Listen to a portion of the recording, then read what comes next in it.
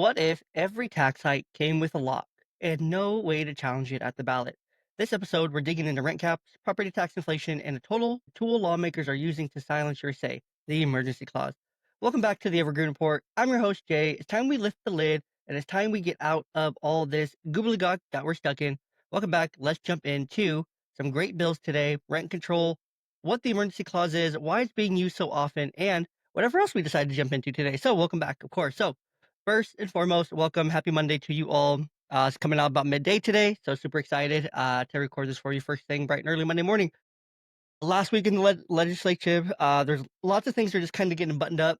There's a lot of debate, a lot of bills that are going through to Governor Ferguson's desk for review, getting signed into law. There's already been a total of about 66 bills that have been signed, that are going to be becoming law roughly between June and July. Most of them can still be challenged with referendum through that process, so that is a positive sign. However, many cannot. So we're just waiting to kind of see what happens next. But today I wanted to cover a couple in depth. But before I do, I want to give a big shout out to da da da da. And if you're looking on the Instagram or not Instagram, YouTube or X, you'll be able to see this, or Spotify video if you do that kind of thing. So as you see here, this is For Fathers apparel. This is shopforfathers.com, shopforfathers.com. You're going to go here. You can pick out any of these polos you want. The Turf Dad, that is what I'm currently wearing. So if you want to look good, feel good like me, congratulations. You will look great. Lone Star, Reel It In, Birdie Blue, Pizza Night, 7076 is still lit.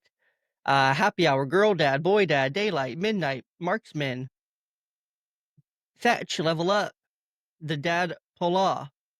And then there's so many more, and it is just absolutely fantastic what Forefathers has done to take our favorite dadisms and turn them into polos that we can look good, feel good in, and that are great. They're lightweight, they're comfortable, and they just look good, feel good, and they make you feel great about yourself. And they're head turners. Whenever I wear these out to the stores, people turn in their heads and look like, "Whoa, that guy looks good." Like, "Whoa, where'd you get that?" I'm like, "Oh, I got it from Forefathers. Want a code? Save me some money."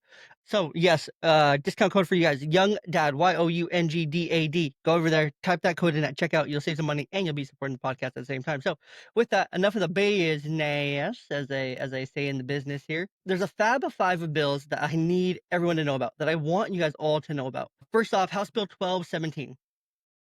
First and foremost, this one is currently waiting for the governor's signature there in Olympia. So we'll see. But the summary of this, it caps rent control increases, not rent control increases. It is rent control, but it's labeled as the Rent Control and Tenant Stability Act. So this caps rent increases to 7% annually, reduced to 5% for mobile home parks in final version. No rent hikes allowed in the first 12 months of tenancy. Exemptions exist for new construction under 15 years, nonprofits, subsidized housing, and small owner occupied rentals. It adds caps on late fees, deposits, and requires standards rent increase notices. This may reduce the landlord revenue and discourage investment in new rental construction, and short-term stability for renters, but long-term risk for housing supply, especially for lower income development. So it's good for like short term because it's not really going to mean anything in that first year. You're exempt from this kind of tax or from this increase. So it's interesting here. Red flags cap don't account for real costs like insurance, property tax hikes, or inflation. This limited owners' flexibility in emergencies or economic downturn. And rent caps historically reduce housing stock quality and disincentivize maintenance. Local impact, those on fixed incomes may get some relief here, but local landlords, especially mom and pop operators, may leave the market. This can result in a housing deterioration over time and more rental sales go to large out-of-state investors. It really discourages landlords to invest in their properties and to keep them nice and just say, if you want it, take it kind of thing.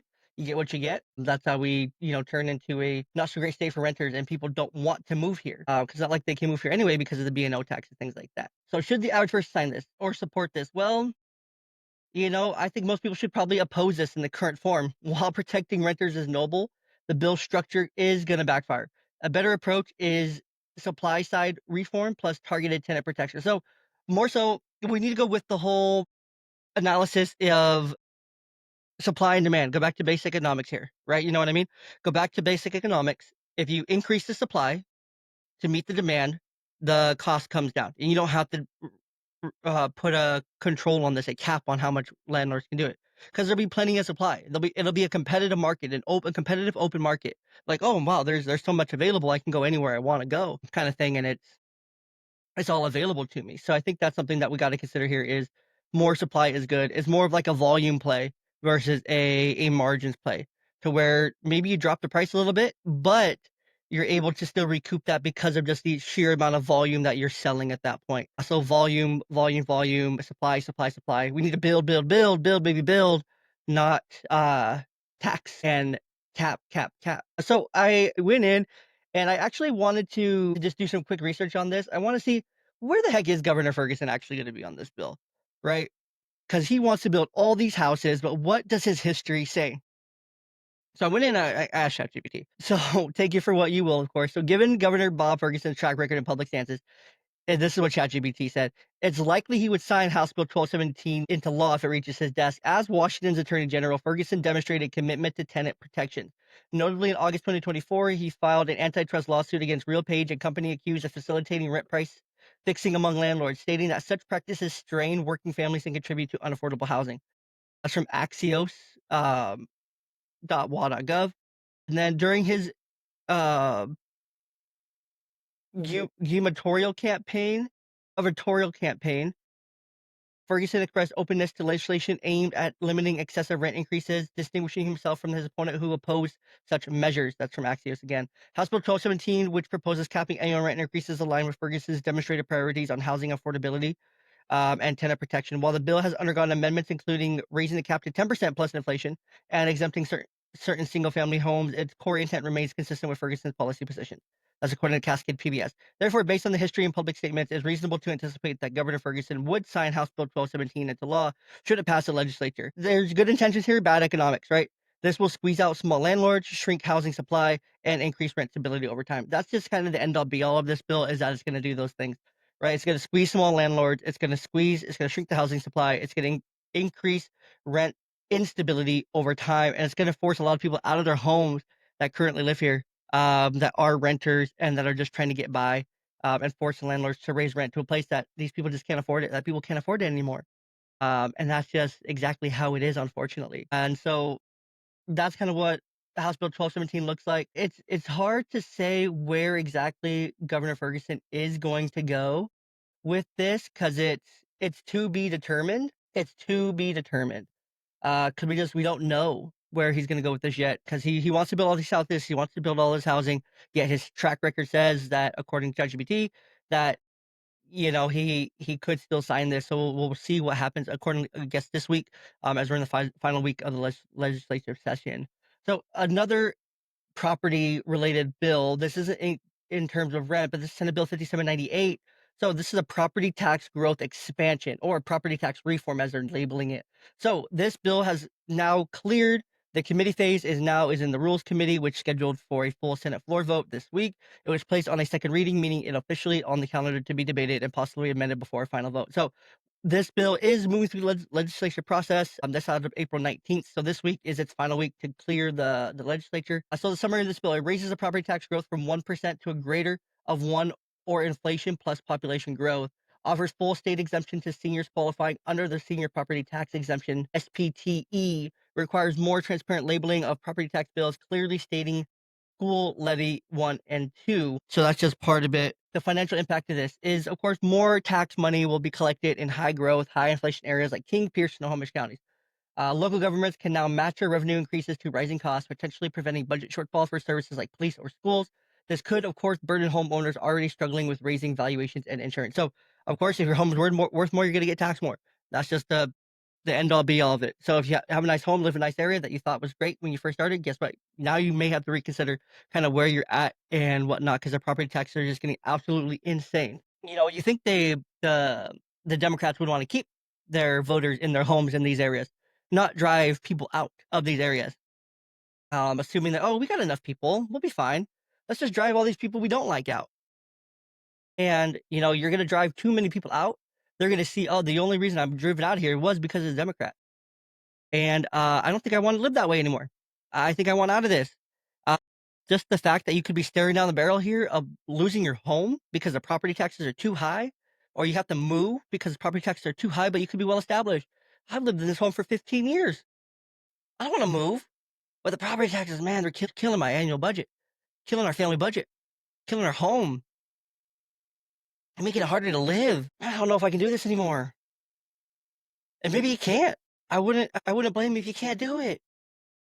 You know, and of course, seniors will get a full exemption if they qualify. But who knows what the qualifications are? I don't, you don't. It doesn't say in this bill. It does actually. The SPTE on their senior property tax exemption. So that's a good thing here. That is one of the green flags. This improves clarity for taxpayers via updated statements showing where funds go. Of course, they're going to be labeled that they're going to go to school, state school levies, part 1 and 2. Because that's always where they go. They always go to school levies. They always go to public education. It always goes somewhere, right? Always goes somewhere. There's also some of the red flags. There's many red flags in all these. Allows automatic property tax increases based on inflation and population growth rather than voter consent. So it's just an automatic property increase. Inflation goes up, property taxes go up. Sorry, people, your population grew. Okay, got to do it again. We're just gonna keep raising it. We can raise it all we want. You can't vote on it. You have no say, voters. I'm sorry. You have no say in these, especially anywhere in Washington. There is a 1% growth limit with inflation. 1% growth limit right now, but this removes that inflation plus population growth. So if your population grew 3%, guess what? Your property tax can grow 3%. Inflation went up 2% more. Guess what? Now you're at 5% on your property tax. Isn't that insane? Isn't that insane? Oh, but then guess what? They can come out. They say, oh, your property's worth $5,000 more. Your home's worth this much more. The land that you're sitting on is worth $10,000 more. 5% on top of that. You just went up again. Like, man, it's sneaky how they do these things. Really sneaky. They're what I like to call stealth tax increases. These are stealth tax increases without direct accountability to taxpayers. There's no added checks for the wasteful local spending. It's just more revenue over smarter budgeting. Because, as you know very well, in Washington State, if you listen to this podcast for any amount of time, us here in Washington State, we don't have a revenue problem. We have a spending problem. And Governor Ferguson is recognizing that. He made a backhanded stab at Trump for the last budget that was proposed. That was done in the dark by the Democrats. I will remind you, they shut the public out of the budget process for about 2 weeks almost. No one knew what was going on, what they were debating, what they were talking about, what they were working on. They shut the public out. We have a right to that. We have a right to know. And it's frustrating, but luckily, Governor Ferguson said that all these taxes, all these things you're trying to do, we can't do that. We can't tax our way out of this hole. This alleged $15 billion hole. We got to actually look at this budget, and we got to, not keep just taxing people. So he denied another budget, which I was rather impressed by Governor Ferguson there. Really kind of actually holding a more moderate position now as things continue to raise. So the local impact of this bill, if we haven't explained it enough, homeowners in places like Tri-Cities, Vancouver, Spokane may see higher annual bills. Everywhere in the state's going to see higher annual bills, not just Spokane, Tri-Cities, Vancouver, but these smaller areas, these somewhat densely populated areas that people like to move to, may be then faced with these, higher bills locally. Counties with rapid growth will get automatic tax windfalls, which could be misused without oversight. This affects fixed incomes household, middle class families, and landlords who pass costs to tenants. So the common sense here, of course, there is property taxes shouldn't rise faster than incomes. We're almost at that point if this passes. This bill actually takes us there. It takes us there. With this bill, Senate Bill 5798, this will get us to the point where property taxes will rise faster than incomes. If government needs more money, ask voters. Don't change the cap behind closed doors. Exactly what they do. They love to do that. There's great intent for seniors, but poor design for everyone else. So yes, let's throw in that we're going to protect the seniors. We're not going to tax the seniors out of their homes. Those are on Social Security and fixed income, things like that. We're not going to take them out of their homes. We're going to make it look great. But everyone else, yeah, F you guys. We're going to tax crap out of you because, you have money to spare, even though we're taxing the crap out of everything else that we can think of here in Washington State. So in summary of Rent Control and Tenant Stability Act, spent a lot of time on these bills just riffing, but the rent caps, there's no rent hikes allowed in the first 12 months. And there's just, I don't even know. It's so hard to say kind of what there is to know. There's a lot of moving pieces here. There's a lot of just disappointment on the average person kind of looking at this and be like, whoa, I don't know if I ever voted for that. I didn't think that they would, try to tax me out of my home when I voted back in November for these Democrats. I didn't think that was part of their agenda. Well, how much research did we do? How much research did any of us do? into these people's positions, what they stand for, who they're linked up with, who's paying them, who's lining their pockets, things like that. How much research did we do? Not a lot. It's like, oh, blue no matter who, or red no matter who. Can't vote for a Republican because that's somehow attached to Donald Trump. We got to keep the Democrats in power, and look at where that's getting us. Literally tax out of our homes, tax out of rentals, killing small landlords. Not like literally killing, but killing them like figuratively, and just all these changes that we're seeing. But it doesn't stop there. It does not stop there. Senate Bill 5798, Senate Bill 5812, restructuring property tax limits to fund K through 12 special education, K through 12 and special education.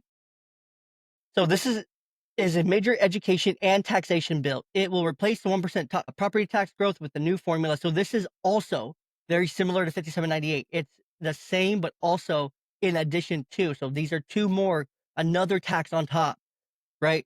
Another tax on top. And then, did I mention it? I did not mention that Senate Bill 5798 does have an emergency clause, which means it cannot be undone through the referendum process. It cannot be undone once it is signed into law. That is scary to think about. Why? Why do Democrats need to put an emergency clause on this? What's the emergency? Why can't it be undone? Why can't it be challenged? That's what I want to know. Okay, back to 5812. Replaces 1% property tax growth cap. Property tax revenue can grow by population plus inflation, capped at 3% per year. Applies to state and local property taxes starting in 2026. Increases school levy capacity, local enrichment levies. Eliminates the 16% special ed funding gap as well. Boost local effort assistance with less property wealth.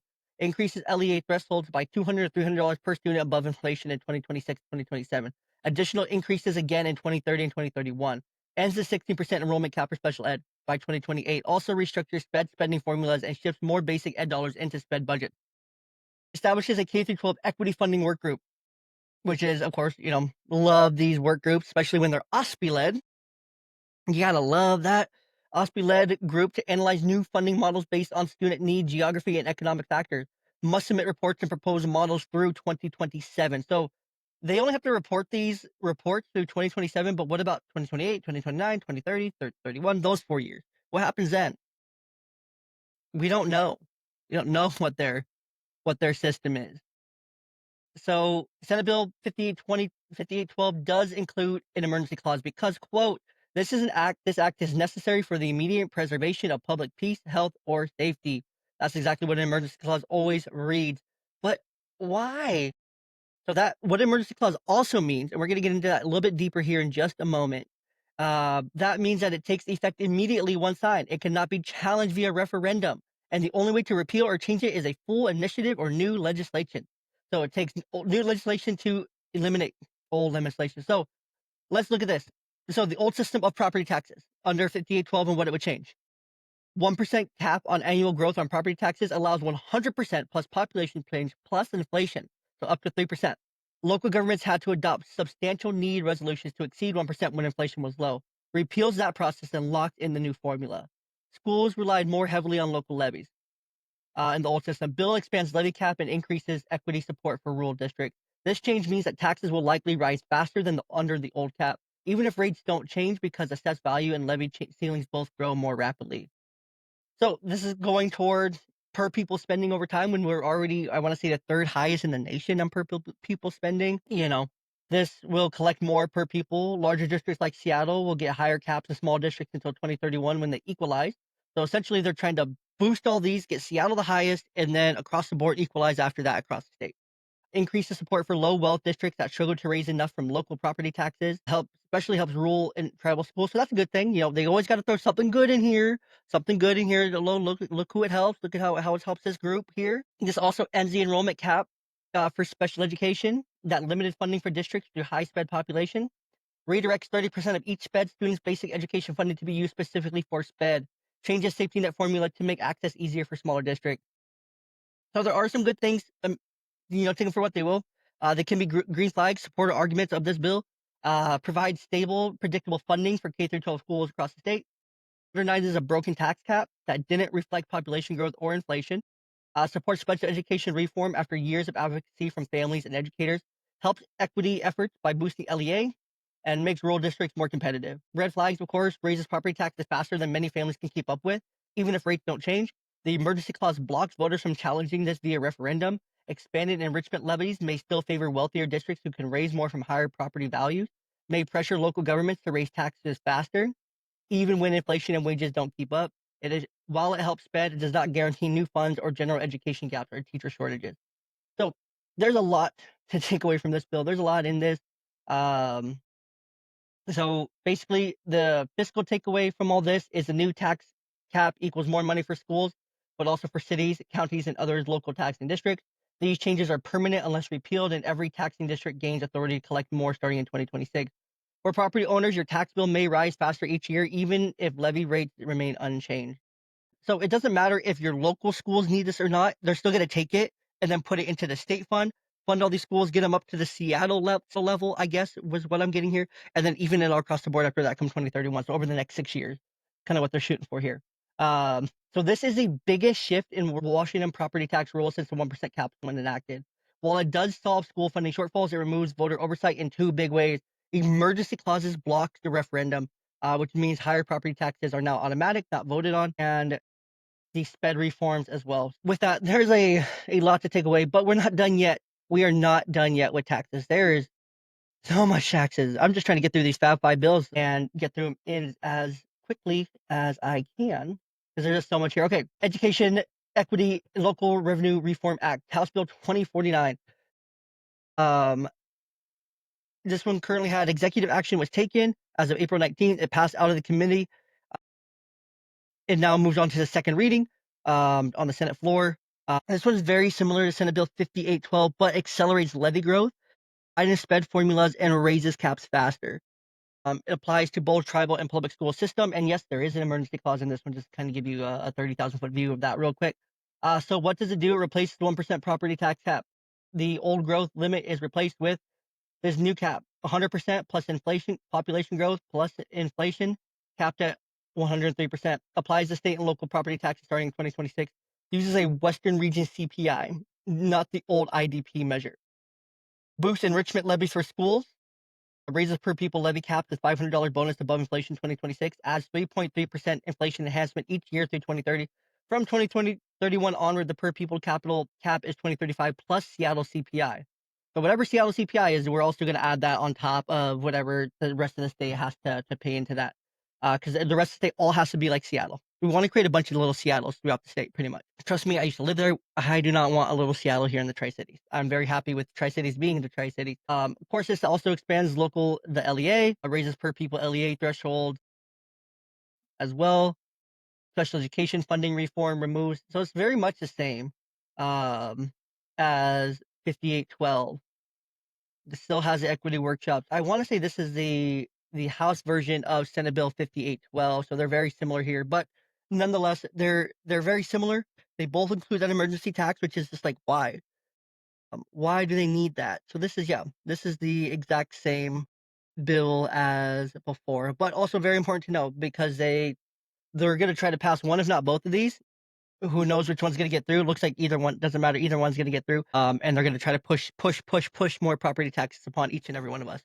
So some personal stories here as well, because I really want to try to start adding in some more personal stories for how these are affecting just everyday people like you and me here. So the Seattle Times, property tax bills in Washington raise the line for seniors on fixed incomes, even though they will quote unquote be exempt if they qualify. It's very important to know they're not going to be automatically exempt because of their age or anything or their income. They have to qualify still. They have to go through a whole process. This is from Mary Ellen Sorensen. She's 77. She's a retired teacher in Bellevue. If my taxes go up anymore, I'll have to leave the house I've lived in for 42 years. She explains that she's been rationing medication and cutting groceries just to afford her rising property taxes. Already $6,000 per year. Her concerns bills like House Bill 2049 or Senate Bill 5812 will lift the 1% cap, will make it impossible to stay in the home my husband built. Like, do people not care about this? I'm not trying to fearmonger or anything like that, but 77-year-old teacher whose husband built that home for them 42 years ago, back in the 80s with the bare hands, is having to cut her grocery bill, not eat as much, ration her medication, just to stay alive to pay her damn property taxes. Isn't that pretty damn? She contributed to her community. She's a retired teacher. She contributed to her community for what I would assume probably 30 years, 40 years, something like that.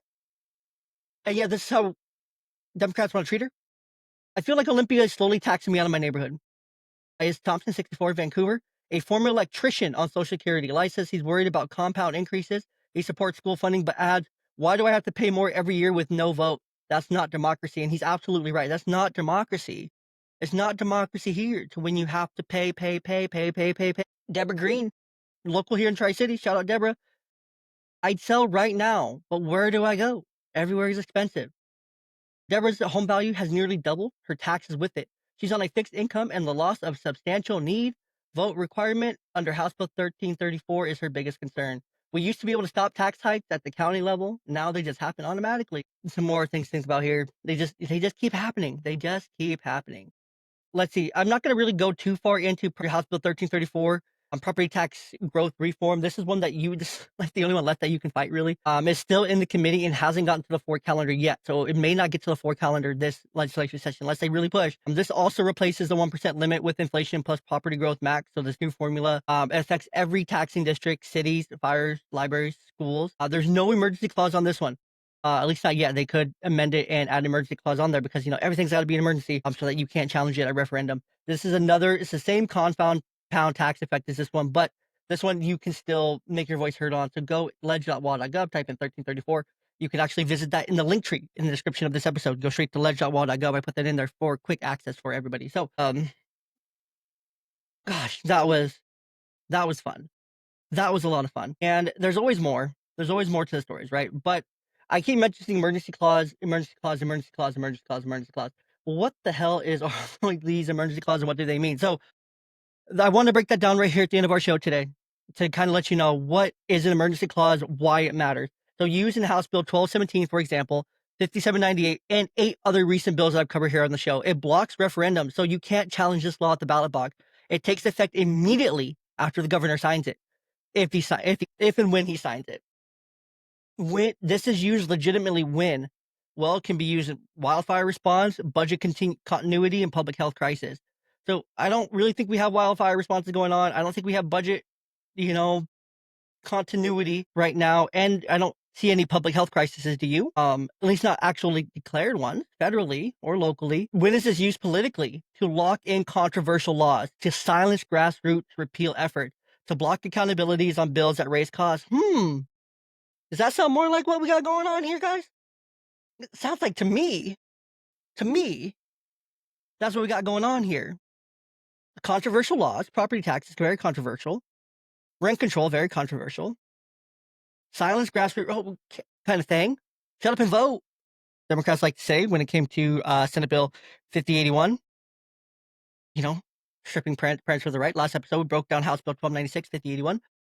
Love for you to go back and read that. I kind of went through it and try to filter out some of the garbage here and help you understand more of what's actually on those bills. An emergency clause is not supposed to be a shield from voters. If a law is so good, why not let us vote on it, right? If these laws are so good, let us vote.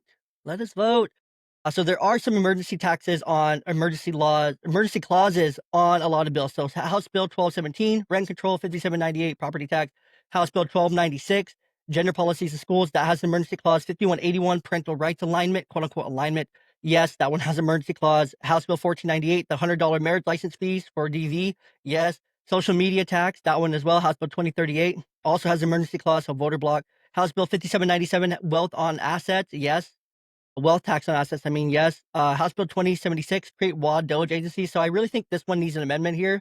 Because Republicans, they like to say, oh, well, why do they need emergency clause? Yet this Republican sponsored bill, the WAD Doge, does have this emergency clause. So let's, take that off because we really want it. Let's let the people vote on it and show what democracy is. So I'll call it out on both sides. I will call it as it is. House Bill 1472 closes disability institutions. That's a yes. That's the one closing the Rainier Valley School and the Yakima Valley School. House Bill 1531, public health override law. That one is pretty much saying you have to do what the public health officials say. We don't have to play by national rules, things like that. 801, gas EV luxury tax increases. That one also has emergency clause. And there's plenty more that do as well.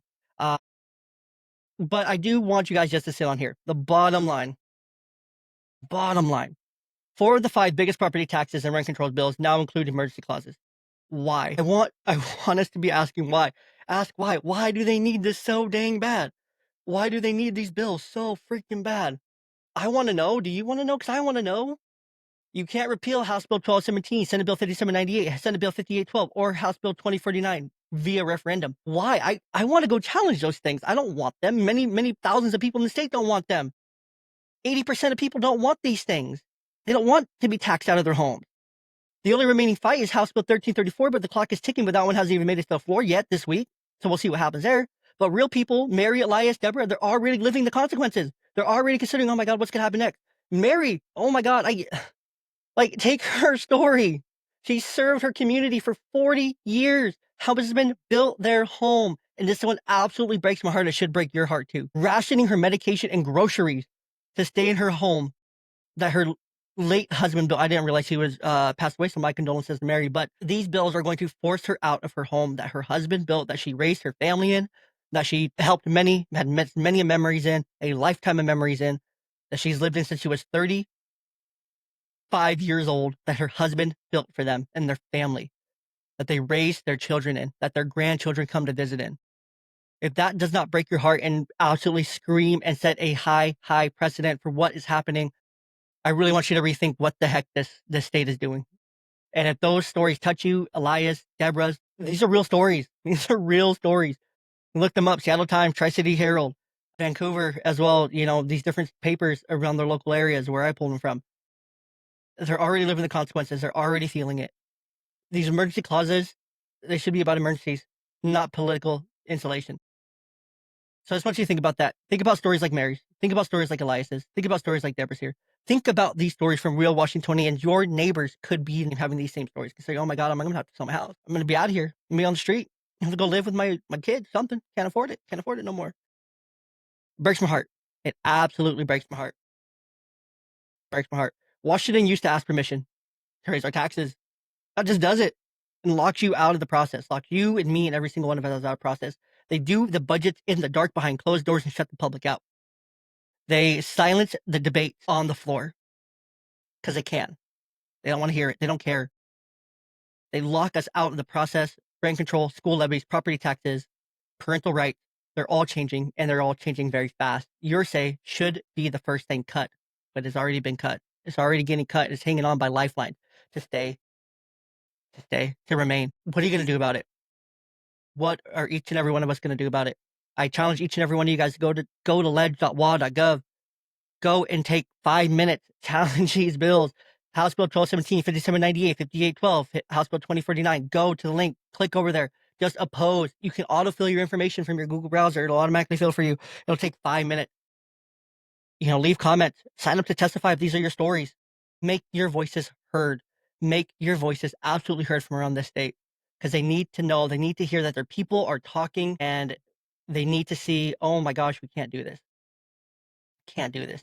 And then also, very last thing here, I'm going to see you next time right here on the Evergreen Report. In the meantime, go ahead and head over to Instagram and to X.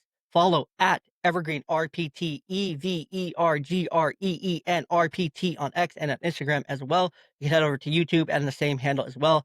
If you're already here on YouTube, well, of course, thanks for being here. Go ahead and like the video, subscribe, follow all the things. If you're listening on Spotify, Apple Podcasts, make sure you follow, leave 5 stars, leave a review. All those things really do help the podcast grow a little bit incrementally. So every 5-star boosts us a little bit in the categories. So go ahead and jump into all those things. And of course, if you have a story like Mary's, DM me or email me, email the show. You can find that in the link tree as well, which I just put up. So again, last thing, go ahead and head over to shopforfathers.com, shopforfathers.com. Find you some polos. It's Father's Day. Father's Day is coming up around the corner. It's going to be here before you know it. Go ahead and get some polos for your favorite dad. Get them for yourself. Just look good, feel good. Use code YOUNGDAD, YOUNGDAD to get those. So until next time, right here on the Evergreen Report, stay well, stay good, and of course, stay safe out there. All the craziness, Washington State.